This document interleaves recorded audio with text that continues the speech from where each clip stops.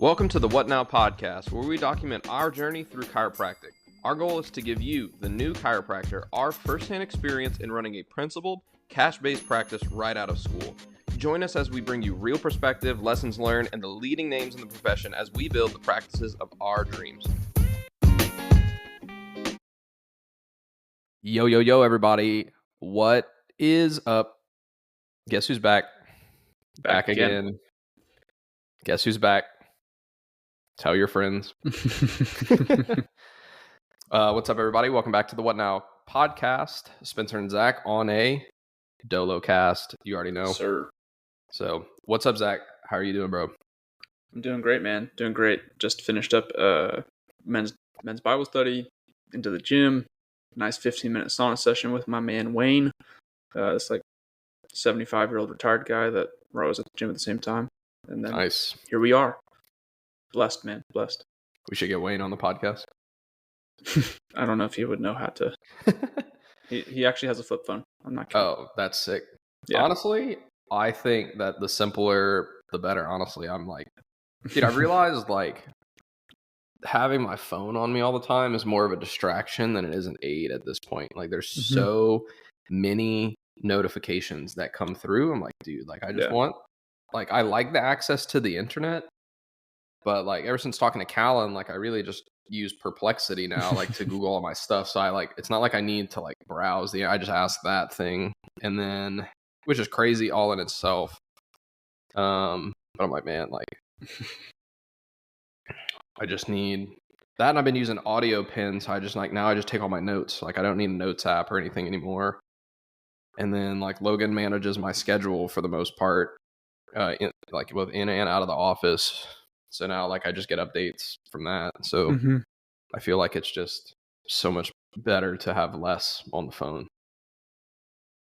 Yeah, and I very much too. I mean, I actually saw there's like a coach, one of the coaches that's in like the Colleyville chamber. She had a great post that I was seeing right before we hopped on, how she like took 90% of all of her apps on her phone, and she turned off the notifications. So she's like, I get texts, I get emails, I get like calendar and like things that are essential for my business. And then that's really it. Like, she's not even getting like email notifications. She's like, I'll just open my email at some point. Yeah. And I'm like, dang. Because that's something like, it's just ingrained. Like, you see the little red circle above an app, you're like, oh, I'll click on that. Or you just get like the tagged. Like, I know for me, one thing I can do right after we hop off this is turn off my Bleacher Report notifications. Dude. I don't need to know as like Aaron Judge hit a home run. Like, I don't need to know that right away. I didn't know that at all. So I know. I did that a long time ago, and I like still, I'm like, dude, I could reduce so many more of these. Like, what I just recently did is I deleted everything off of my home screen. Like, I have no apps on my home screen except for, well, and I have different focuses for different times of the day. So like at certain times of the day, like when I'm working, my phone will like automatically change its layout. So like right now is my work one. So I have like the big calendar widget, so I can see like what's the next upcoming 6 events on my calendar. The reminders. So like if I set myself a reminder, like right now I have like send new patient postcards right here. So like I know like I need to write a new postcard for all the people who accepted care. I have my work email, I have Slack, the work phone, and then Circle, so I can get all like the Steph updates. So like if I'm watching content and stuff, I can get on there. But then for my home screen, I just have my batteries widget, my Garmin, maps, contacts, and then Find My Friends and Perplexity now. But so I just deleted all of that stuff because like Apple has like that new like automatically sorting things. So like I don't need to organize my thing, and like now I don't feel myself like habitually opening Instagram anymore. It's a crazy crazy habit. Just like last night, sitting down to read my 10 pages and like do my nighttime journal, and like I finished the journal, and then I'm like, all right, now I'm gonna read, but I checked my phone like right before, and then I'm just scrolling for like 3 minutes, and then I had that finally click like, oh, that wasn't part of the to-do list, you know? Yeah. So it's just crazy how you can end up down that rabbit hole. Yeah, I know, and it wastes so much time. And like, I even get my own screen time reports, and I'm like, dude, like, I feel like I'm just wasting so much time. I was very proud. It's been a goal of mine basically all year since like March. My screen time was always around like the 4 hours and 15, which is crazy. I don't know if that includes like my computer here at the office, which is an Apple I device. think it does. So that might play a role. But this was the first week, or last week was the first week where it was below 4 hours. Other than like the honeymoon and vacation. I don't know how you get that. Oh, here we go. And so I was very, very pumped. Nice. Yeah. Mine's at 2 hours and 7 minutes. That's awesome. Do you know the average? Do you know like the average in the US? Probably 6 or 7 hours. I think it's 8 hours. Whoa. Yeah. 8 hours a day? I think so. I'm looking it up right now. There's no way that it's 8 hours a day, bro. That's a full-time. You're working a full-time job on your phone.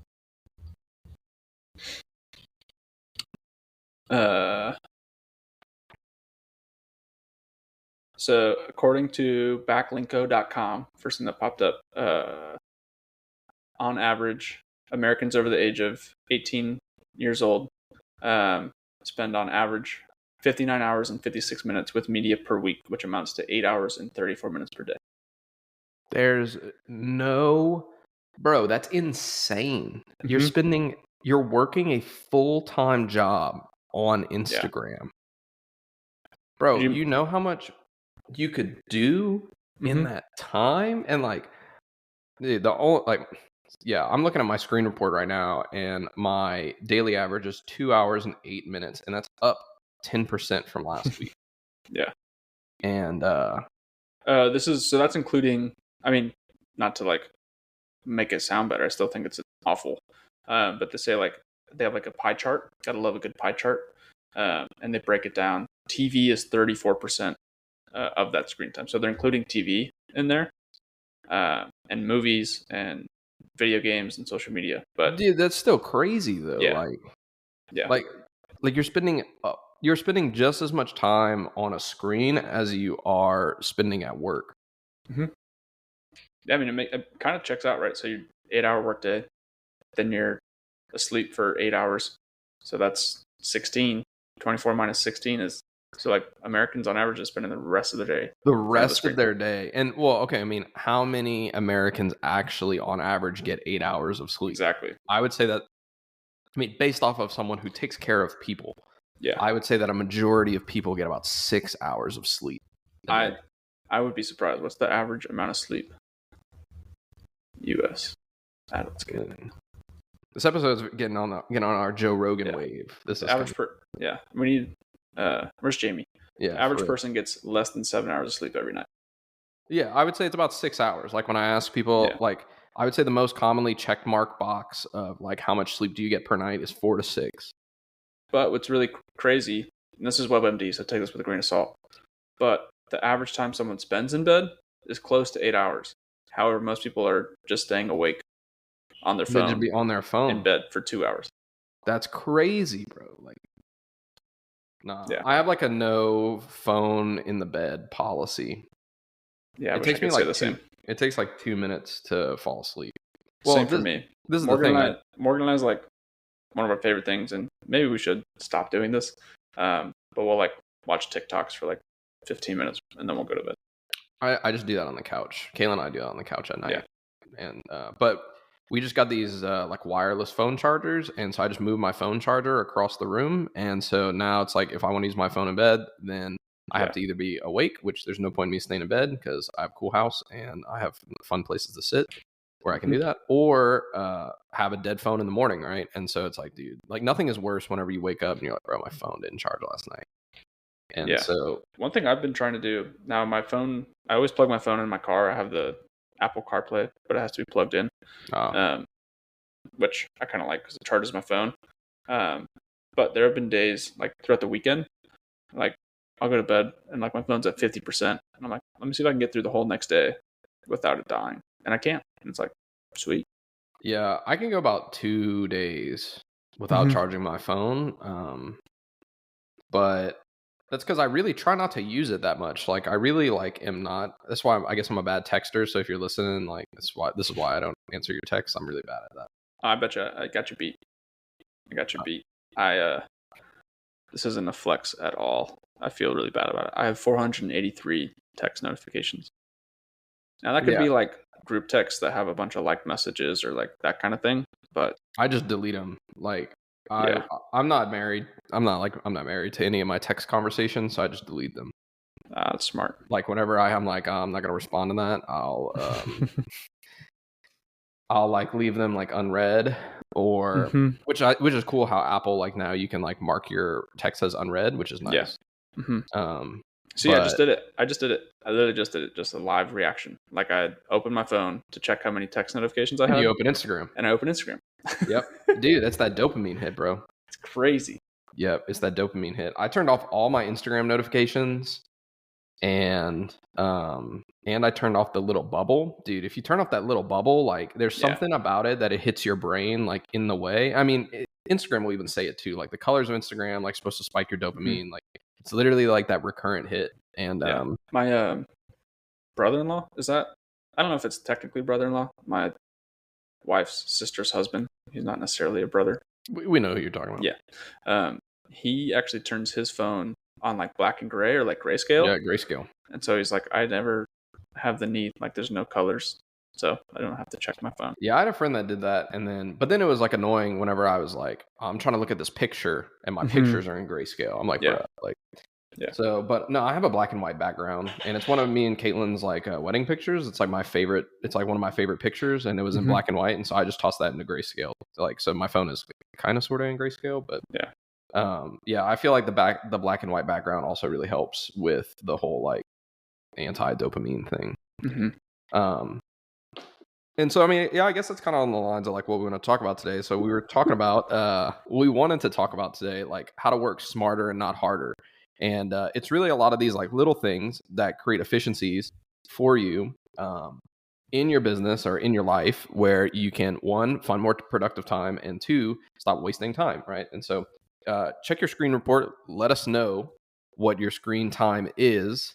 And don't be embarrassed. I know plenty of people that they're up to like 10, 11 hours. So, bro, it's crazy. Yeah. And so that's like one of the biggest things that I have found has helped my productivity, because especially if you're in like the early phase of your business, the Achilles heel of the new business owner is procrastination. And when you're like, I don't know what to do right now, and then you get on Instagram and then you start seeing other people who are in business, like let's say like a couple of your classmates opened up around the same time as you, and you see all of their I say this from experience. There's all this content that they're putting out, and you're not putting out nothing. And then you get the comparison like bug where you start. I don't know if it's like a new business Achilles heel. I think it's everyone's Achilles heel. Yeah. But yeah. I mean, just going back to social media, the amount that comparison will play a game in that is you can like see someone's Canva and be like, wow, they're so much more successful than I am because they posted this great Instagram reel. It's like probably not the case. Hey, and if y'all been following Empower Chiropractic and you be seeing all this new content we're putting out, no, it's not me. I haven't touched it at all, but it's doing really well. And I mean, that's one of the work smarter, not harder. Hire great talent and hire people who really love to do the things that you don't, because it'll benefit you in the long run. Like, oh my gosh, dude, I sleep so much better at night knowing that we post content every day. We have a piece of content that goes out every single day, sometimes two. And that was one of my goals, and it was just not me. But when you say content, is that in like social media only, or are you also including emails? Because I feel like that's a forgotten piece of content. Yeah, I actually like writing emails. And so I'm writing emails now, and I just wrote 40 emails over the last couple days. You and your friend Claude. So, yeah, dude, Claude is a beast, bro. It'd be. I don't know why I want to mispronounce it every time. Cloudy with a chance of meatballs. But yeah, so what are some things, Zach, that you have done so far to reduce some of your wasted time and work smarter, not harder? And where are some areas, because I think this is a big thing that people won't talk about, where are some areas that you see that you waste time that you can work smarter and not harder? That's a great question. One thing almost immediately for those that have been listening, I utilize Facebook ads. And unfortunately, you can't just post a picture of you like cross Pisces on like someone's spine and get tons of leads. It's just not the case anymore. So you have to put out pretty creative content. And with that, it's like minute and a half videos that you see like Hormozy or these like people that are like putting out that really capture and create a lot of leads. And I once, maybe twice, spent probably close to 40 hours editing 2 different videos that ran for a minute or 2 minutes. Because I'm not a video editor. I don't know how to use Adobe Premiere Pro or any of that stuff. And so one thing I've definitely outsourced to save tons of time, and shout out Making Moves and what they're doing over at Move Chiropractic, Ryan and Travis. They have an in-house video editor. So I pay like $15, send out my content. He puts it back and we have this dialogue until I like the final cut. Send him $15 and I probably spent 20 minutes filming the content. Dang. And that's all I have to do. That's nice. So that's a huge one. You can find that. It doesn't have to be through Making Moves, but it is a plus to what they're putting out there. I know you can find it on you just hire that out. Like Fiverr. Yeah. So that's been a big one. I think there is something to say about that though. Like you have to, I think like when you outsource work, it is always worth paying like the little extra premium to have someone who knows what you're going for to where you don't have to educate them, right? Mm-hmm. Like you just say, hey, Ryan and Travis or Ryan and Travis's guy, I need you to create this video for me. It's a back pain ad. Yeah. And he's like, oh yeah, I do these in my sleep versus like, if it's like a real estate video editor where they're like splicing together videos for houses and stuff. And then you're trying to be like, hey, this is my back pain ad. And they're like, 100%. Yeah, I don't know. Like, so you want me to like get the crack in there real good? Like, like he knows where the B-roll footage should go. Like you just go down, and it's been great. Yeah. And since we've done that, we've had way higher success with our quality leads.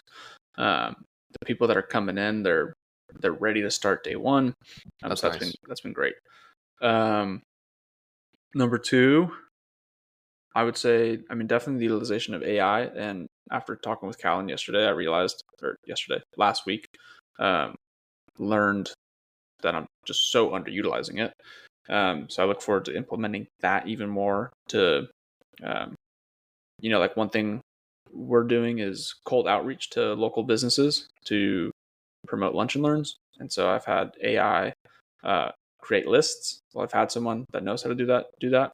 And then also the script. So what to say when I call, how to overcome objections. Because sometimes it's as easy as, hey, can we come in and do a lunch and learn? Other times it's, what the heck's going on? Not bad. So that's been awesome. That's saved a ton of time. And then even utilizing AI for emails and SOPs and that type of stuff. And then I would say third, and this has been a big one that I'm trying to get even better at, is really planning my lunch breaks throughout the week, right? And so for me, I really have 3 lunch breaks, if you will, Monday, Wednesday, Thursday. And so I'm trying like one meeting with a potential strategic partner once a week. What are we doing with the team? What do I need to do self-care wise, right? That's one thing, got to take care of the body. As my hand cramps, got to take care of the body. And then, what could I be doing during that time? And so really, I would say those 3 have been the biggest ones.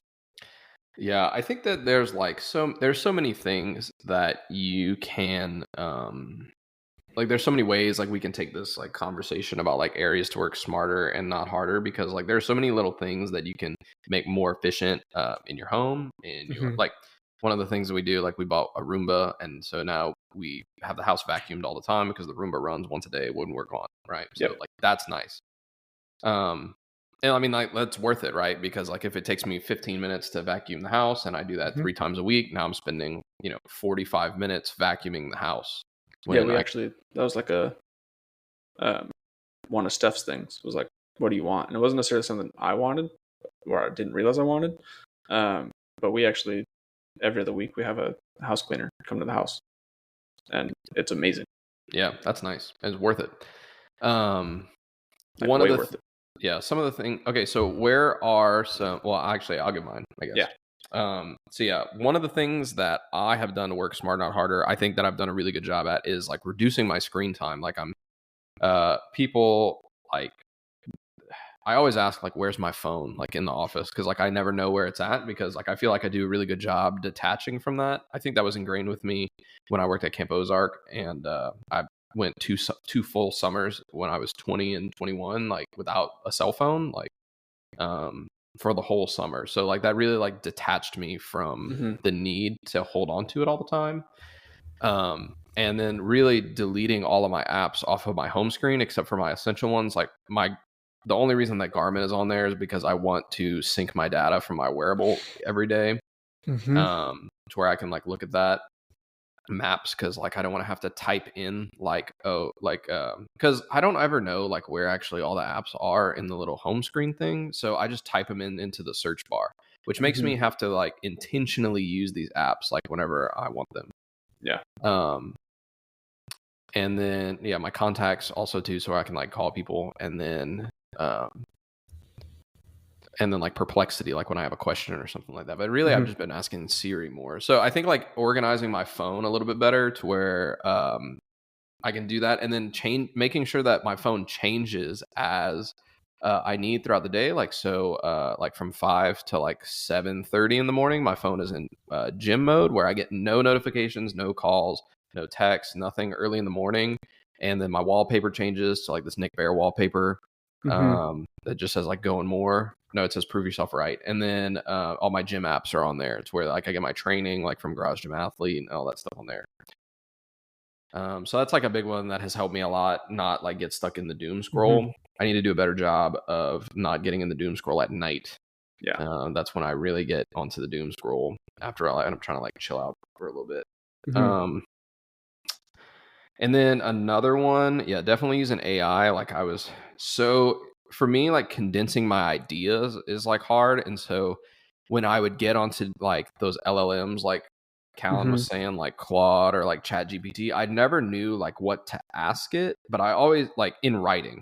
And so like producing those words was always hard. So now I just got onto AudioPin and I started just talking to AudioPin, and it just like basically what it is it's like an AI note taker. So you just hop in here and you just start yapping to the AI bot, and it will just give you a list and be like, hey, okay, this is everything you said, like in a paragraph. And then I did the same thing. I bought the like Pro Premium for Riverside, which is our podcast recording platform, and it has an AI bot that gives us AI show notes with clips and timestamps, and then Didn't know you did that. That's sick. Yeah, it will like automatically edit it. It was like $99 for the year. And then what it does too is then it like formats it. So basically it's taken all the time. So like our episodes actually will go out the same day that we record them. Sick. Or at least that's the goal, is to get them out the same day, because it really should just I should just press like attach show notes and then upload, and it should just upload like right then and there. So as long as I can leave my computer up and running to upload it, which it should take about, I don't know, 10 minutes or so to upload it, we should get our episodes out at the same day. That's sick. That's why I had 4 episodes that I uploaded within the last 2 weeks, because I figured it out and I was working smarter, not harder. Nice. That one. And then, dude, honestly, hiring team and then teaching them like, hey, Jared like put out this one episode the other day about how to like be a good leader.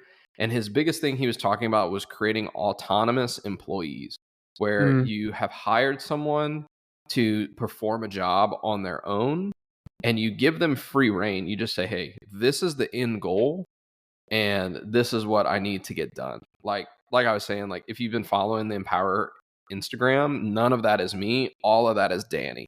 And shout out Danny if you're listening to the episode, because she's absolutely been crushing social media. Like we went from like 1,000 engagements to like 6,000 or impressions to like 6,000 impressions like per post, just because she's been consistently posting like aesthetic and like really trendy stuff. That's been just awesome. Yeah. And but she like loves doing that. Like she says every day, like if I could just do Instagram all day, every day, like this is what I would love to do. And like I just hate it. Like I don't want to have to create like that. And so she's like just this awesome creative talent, and it's worth every single penny. And it's just been such a blessing to have her like on the crew or on the team. And so like it's been so good. And what it's done is it's freed me up because I know that she's better at that than me.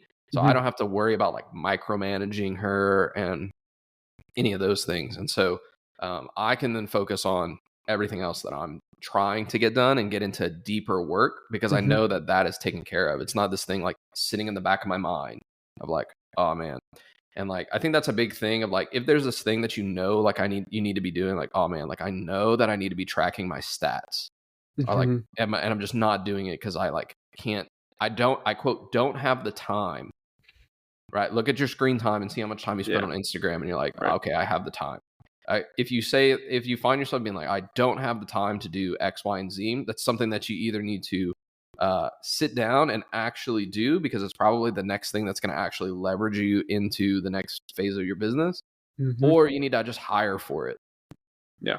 Develop a system or delegate it. I think that's like one of the biggest things that Patch like has taught us, or Anchor has taught us in business.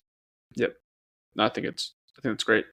And I mean, same thing. We're going through. We just hired Rachel. She's in her second week, and nice. It's already, freeing both Josh and I up, and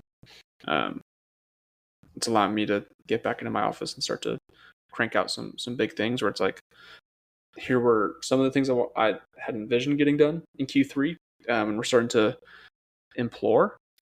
I don't know if that's how implore is like motivate. Yeah, I was trying to use a big word there. Implement? We're going to implement the rock system from EOS. Nice. And so like each quarter we have like 4 to 5 big things that if we get those done, we'll move the needle in our business in a big way. And now I'm like, oh, like I thought I had the capacity to only do this. Now I'm like, okay, what can I also start to get done now that we've hired, right? When I first made our Q3 rocks, we didn't have a second CA. And so it was difficult to see, okay, how much could we get done? What was the capacity level?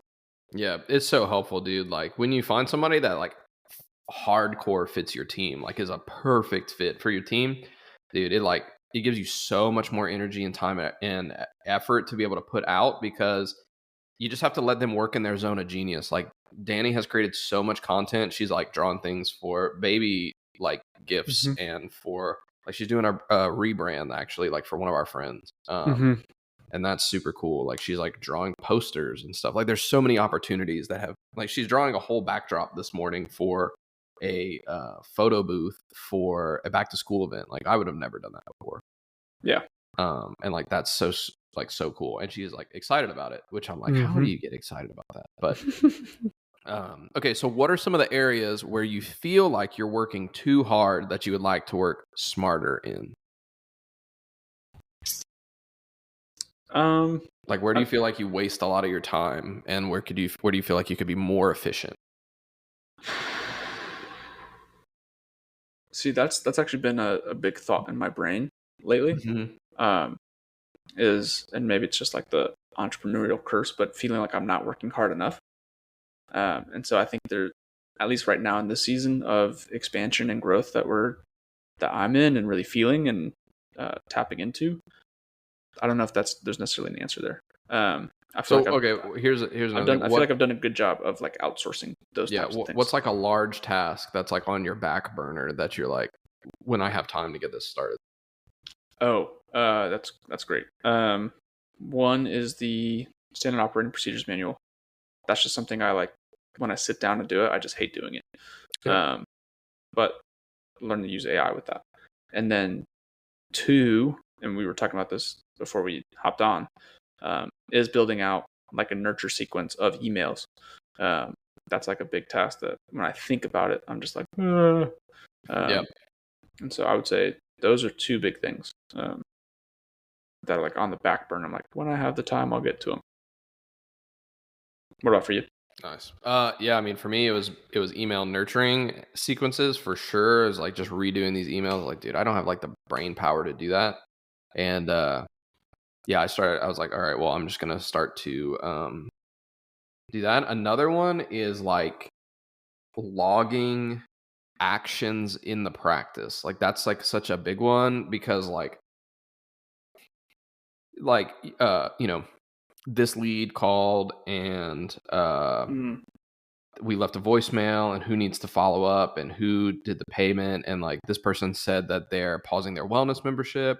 So like you know, did we pause it? Did they get to fill out the form? Did we make sure that they use all their visits? Or if they're not, did we explain to them like, hey, you have this amount of time to use the visits? Or like this family is trying to add on a family member. Did we add their account to Jane? Like, did we bill them correctly? Have we set up the thing? Have we updated the payment information? Like all of these SOPs that we have documented, but we have the procedure documented, but we don't have the actions documented of when they're completed. So there's like all these like little things of like, oh, when we like run like our monthly audit, like, or when Kate runs our monthly audit, it's like, oh, this family hasn't paid in 3 months. Right. And so it's like, so that needs to change. And so I'm really, my biggest rock for Q3 is to like get our HubSpot up and running, because HubSpot, my whole goal is to only use 3 or really 4 softwares, I guess. One, that we take payments. 2, Jane is our EHR. 3 is Excel, that we track our stats in, because I want HubSpot can track our stats, but I really want it to be more just for marketing. And then all of our like in-clinic stats will be through Excel, and then HubSpot, where HubSpot keeps all of our like patient data and all of our marketing information, all those things. And the biggest thing for me is that my phone line is not connected to it. So I have a separate phone app that I have to log all the activity in, and then make sure that all that then gets manually recorded in HubSpot, where HubSpot, that's my biggest thing. Yeah. So that's like, I mean, for us, like our 3 main ones, not including like Excel or Google Sheets. Like right now we have Sked. So it's like our in-house communication. New patients can book through the website. There's a lot more that's also been like you talk about like back burner is really optimizing Sked to its full potential.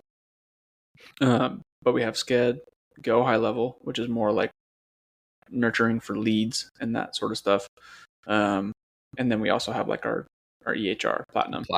And so it's like, okay, how can we does Sked work with Go High Level? It can, right? So and I'm hesitant to do it because right now on our Go High Level we have like a calendar built out, and it's something that's monotonous for our team to do each and every day. And so when someone say they claim a voucher on Facebook, they then are directed to book an appointment on our Go High Level calendar. However, we do not book them into our EHR until we've confirmed, because what we have found is if they just book and we never reach out or confirm. But on Sked, it automatically goes into our EHR, and it could be up there. And we typically leave them up for 3 to 5 days if they book, 7-10 days in advance. So it would just be kind of a lot to like, oh, it looks like we have a new patient coming in today, but we haven't heard from them. And so it just leave big gaps. That's like a big issue right now. Yeah, that was a big thing too. And that's why we switched our payment processor to the AI payment processor, because what it does is when you make that appointment, based off of like the phone number that you put into it, it'll text a deposit link saying like, hey, last thing to confirm your appointment at Empower Chiropractic is pay your deposit. So then we don't have to spend that time on the phone. And that text is there, and then it'll notify us when we do that. And when they pay the deposit, then we send the intake forms. That's one thing I wish, because like Sked will create a profile in our EHR in Platinum, and everything. I wish Sked had a way similar to like, I know on Jane, you can ask someone to put their card information down to like reserve their spot. That's really like if Eric Kowalski ever listens to our podcast, that would be my biggest wish, is for Sked to be able to do that. Yeah, to take cards online. Yeah, that's like a whole nother side of the business that they would have to develop, which is why I use like the third-party merchant service. I mean, do you still use Fortis? Yeah, so I mean, I think Fortis could do that. You could always like send an invoice to their email. Yeah, but we found that typically it doesn't work. Yeah. Never gets paid. Right. Yeah. So, I mean, that's a big one. And then is just like tracking activity in the day-to-day stuff that it creates like a big headache, and we need to optimize, because like the last thing I want my team to do throughout the day is like log like I called this person, I called that person. It just like takes up like bandwidth for people. And I know I hated like working monotonous jobs, and so I don't want it to be that for our people either. And then another one for me was is just content creation and being able to get my ideas out. The biggest thing, like the coolest thing that I've been doing recently is just the AudioPin stuff. Is just like open up the app and you just talk to it like, hey, I have this idea, boom, boom, boom, boom, boom, and it just takes that note and then it saves it. So then when I want to go back to it, I can either listen to what it recorded, or I can just look at the notes, and like that's fire. So then when Callan was saying like, oh, you're gonna prompt the LLM like to what you're gonna do, I just will say like talk to AudioPin and be like, hey, I want you to be a marketer. We're gonna be writing email copy for a nurture sequence for a chiropractic office. Here's a little bit of information about my chiropractic office. Boom, boom, boom, boom, boom, boom, boom. Yeah. And then I just copy and paste that, and I just toss it into Claude, and like that's fire. Nice. And then once Claude has all that information, then I can just say like, okay, now write me an email based off of what I just told you. Claude's sick. I need to get on Claude. Yeah, it's pretty cool. And then what you can do is like have Claude write the copy for it and like all the words, and then you toss it into Gamma, and then Gamma will make a presentation, like a PowerPoint. Wow. Yep, it's crazy. And then Canva is also starting to do that too. Canva is like I hear Canva's about to start replacing Photoshop. I believe it. Because it's like the AI stuff for Canva is going crazy right now. Yeah. I haven't dove into it a ton, but yeah, I mean, I think that's like a big way where I could definitely work a little bit easier. When you were first starting up, what were some of the things that you felt like you wasted a lot of time on that you could have that we'd be like everything? Yeah, I mean everything. That's a loaded question. Yeah. Okay. Well, for our startup friends, for our early phase friends, or for our student friends, definitely just start like talking to some sort of software that you can get your idea. Like, hey, this is what my vision for the business is. Yeah. I would not to cut you off, but one thing, and I've said it at our 2 What Now seminars, I would equate email and like social media very similar to what they say about like anterior chain versus posterior chain in the gym, or like push versus pull. Yep. I would say we'll definitely have to have both, but like in the gym, right? For every one push you do, so for every one bench press rep you do, they say you're supposed to do 2 rows, right? Really? You're supposed to do like 2 pulls. That's like I could be wrong now, but back in my strength and conditioning days, that was always I've just always only done legs, so I was never a push pull split guy. I was just like legs day. Yeah. Anyways, really to like develop your posterior chain. But I would say like same thing, especially for startups while you have the time and you can learn to utilize cloud or AI, whatever it might be. For every one Instagram post you do, 2 emails, right? And just start building out that nurture sequence for a new lead versus when someone after they book a day 1 versus day 2. And I'm saying that's something I haven't done yet. But when you have all the time in the world as a startup, build it out. And it's not ever set in stone. Like it's so easy to go in and like change it, but just get in that habit of doing that. And I think that would set you up for a lot of success. Yeah, that's one of the biggest things I learned from the Patch guy, like the team at Patch, which we should probably have Jeremy on to talk about like what Patch is, or like just what nurturing clients are. The biggest thing that I've learned through that is that like, dude, you can do email it depends what kind of practice you want, because let's be real, like we have some friends that they have like a 3 PVA practice, like where they come in, they see a lot of new patients, and they just adjust people. They can book online, they can do all those things. You don't necessarily need a really extensive sales and retention funnel for those kind of practices. Like that's awesome.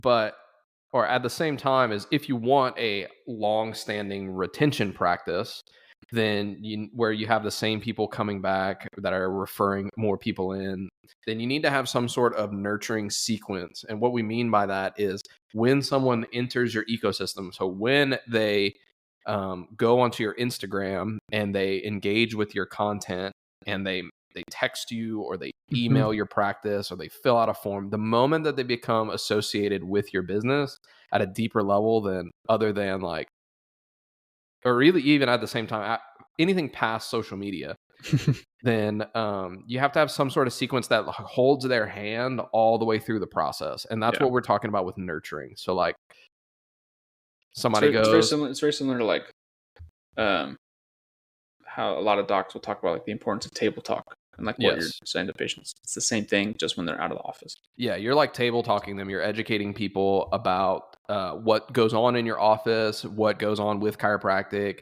what goes on with that. And the better you can make them, the higher read rate you'll have. Like some of our emails have like a 65% read rate, which is fire. Like I want, and so I'm like, I have to make sure that those emails are the most important. And like, I mean, I think like the average email read rate is like 16%. Like anything like above 20% is like really good. Like I have some emails that like have 0% read rate. Like people never open them ever. And I'm like, okay, I have to work on those. These need to be way better. But what they do is like they just give people opportunities to engage with you again, where you're not having to do all of the one-to-one talking, because it takes so much time and effort from you on your end.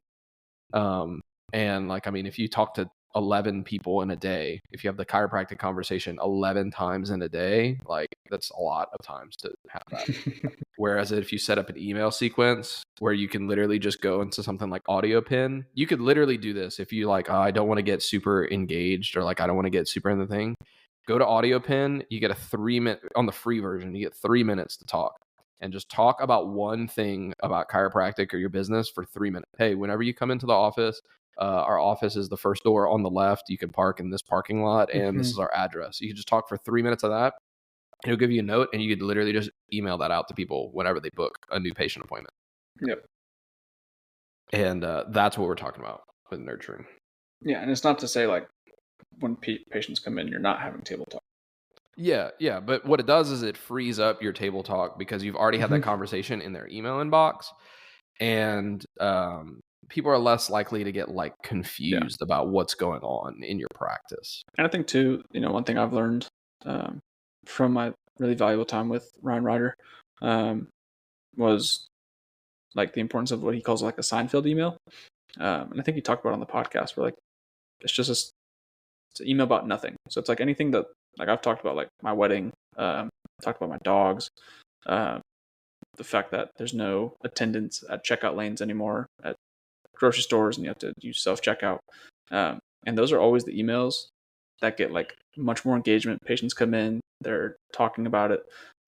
But because I send out those emails, they're more inclined to also open the email about your nervous system or sciatica or latch issues, whatever it might be, Yeah, what I was looking at it like in our sequence the other day is like, it's cool the way that Jeremy and the Patch team have the email sequences set up. Is it's not a weekly email that goes out. It is like, some of them are weekly, like right at the beginning, and then it tapers down to like every 2 weeks, every 2 weeks, every 2 weeks, because it gives you the opportunity to send other emails like that. And this is like just our like, hey, this is our like, these are the meat and potatoes emails of like, like literally one of the emails is just like the 3 T's: physical, chemical, and emotional stress, and how they wear on your body. The other one is like, one of them is like, hey, you're a new patient, this is how to find our office. Those kind of things. And it's work. It makes your practice so much more efficient whenever you can do those kind of things, and it takes so much time and effort off of your plate. It's just awesome. So yeah, you got anything else on that? Nope. Nice. Well, I guess that's all we got for today, guys. Let us know what your screen time is, and maybe come up with a strategy on how you can make your screen time more efficient, right? So if you're spending time creating content, obviously your screen time is going to be way higher. But, let us know where are some ways that you feel like you can be more efficient with the time that you are spending working on your business to be more productive, how you can get into a deeper workflow. So let us know what you think. And thanks so much, guys, for listening to another episode, another Dolo cast on the What Now podcast. Peace. Thanks so much for listening to this episode of the What Now podcast. If you took something valuable away, feel free to share it with a friend, post it on your socials, or give us a 5-star review. We'll see y'all next time. Peace!